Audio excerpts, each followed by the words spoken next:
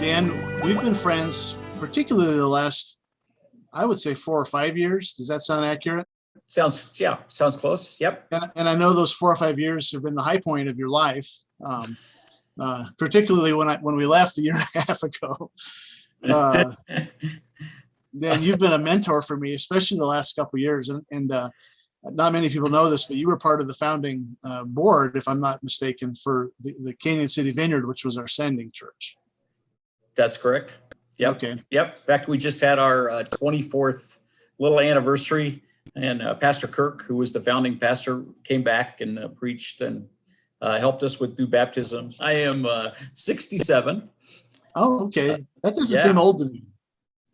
Really, yeah. Well, you're only 9 years in front of me, so you wait till you get there, brother. Yeah. I remember you telling me you guys were like gobbling up Dallas Willard, like in the early 2000s, or was it even before that? We got connected with Renovari. Every time we went to a conference, he was there speaking. And so, those who may not know Renovari, and I'll probably get this wrong, I know that Richard Foster was a driving force in getting it started, and I think Dallas Willard was on the original board. Yep, correct. And I totally recommend Renovari stuff, and I get their email regularly. And huge influence. I think it all started with Celebration of the Disciplines, Richard Foster's book. That was kind of the thing that opened the door, I think, for us. And you look back, and it's kind of like when we kind of moved into the whole charismatic thing, and you try and remember or somehow put into some kind of timeline how you got there, the changes that happened in your heart, and the books that somebody handed you, but all of a sudden you kind of wake up as a pastor and go, wow, this is what I'm talking about all the time. And you grew up, you didn't grow up as a charismatic or as a spiritual formation guy. So talk about your upbringing and kind of your maybe your history of pursuing Jesus. Sure. I grew up in a very church-going family. 2 to 3 times a week for sure, in a Baptist church that became, by the time I was junior high, was ultra dispensational. Can you help us out and define dispensationalism? What do you mean by that? And basically all they did was divide history and the Bible up into dispensations.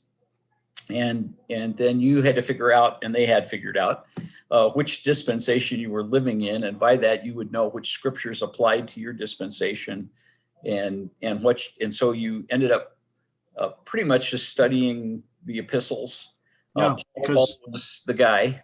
The church age or the church dispensation is now, and so the letters and the epistles apply, not the gospel so much, certainly not the book of Revelation, except figuring out when that launches, kind of thing. Exactly, when the rapture is going to happen. Your gifts are for a former age, so all that crazy stuff is not from the Lord right now. That's right. We're in the wrong dispensation, except somebody forgot to tell God that he needs to stop doing this stuff. So anyway, when I was 17, living a total two-sided life. I was president of the youth group at the church, but at school and elsewhere, I was living in the world and having a great time. Anyway.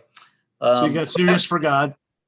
Yeah. So that put me on the track. I wish I could say that after that, I was really spiritual. And we had highs and lows. So we were 19 and 20, super high times, and some incredibly low times. Went through some just really difficult church politics and splits that I was on staff. I was never the pastor at that time. I was just like a assistant pastor, one church, and another church I was the young adults pastor. But both churches anyway had a major blow up over the senior pastor. And basically Charlene and I looked at each other and said, we want to be in the ministry, but we're not going to do church. And we moved to Craig, Colorado, which was not Steamboat, and pastored a little Baptist church. But during that season, Charlene and I, as we were leaving Chicago, we just looked at each other and said, there's got to be more. And so in 1984, out of the clear blue, I got a brochure in the mail one day for a spiritual gifts conference in Denver with a guy named John Wimber, who I had never heard of. Walked into the first session and they started worshiping, and I just melted. I'd never sensed the presence of the Lord like that. Didn't know what they were doing. They worshiped for an hour, and I cried the whole hour. Just stood there like, what in the world is going on, and open it up for the gifts to be for everybody all the time. And I can remember his teaching on the fact that you don't own a spiritual gift. And boy, there were guys asking questions just like, that can't be right. And I can remember one time John just looked at him and he said, so how many of you think you have the gift of healing? And there were 4 or 5 hands went up, and he says, okay, do one. I mean, he just was like in your face. So like, do one right now. And just to prove his point that, you don't own that gift. You only have it when the Holy Spirit decides that he wants you to have it and use it. So at that point in time, John and Tom and the guys were functioning at such a high level of word of knowledge that it was freaky. They were getting down to phone numbers and, you're from Missouri and you from this town and, and so there was just no doubt that this word is for this person.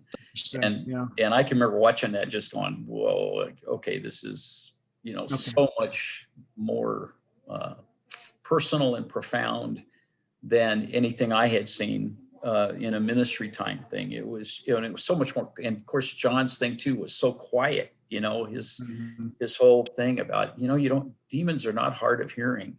And I remember just saying things like that my heart just was like, yeah, the screaming, the working it up. He was just like, you don't have to get worked up. Just, you have the authority, so to speak.